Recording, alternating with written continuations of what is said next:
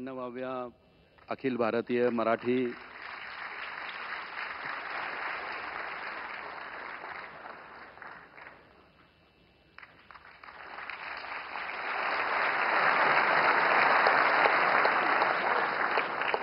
मान्यवरांच्या मोठी माणसं- सहृदयतेचं आपण सगळे टाळ्यांनी जे हा. कौतुक करता आहात, निश्चितच हा एक अतिशय सुंदर सांस्कृतिक आणि माणुसकीचा असा समारोह आहे, याचा प्रत्यय आपण व्यासपीठावरही वा. घेऊ शकतो.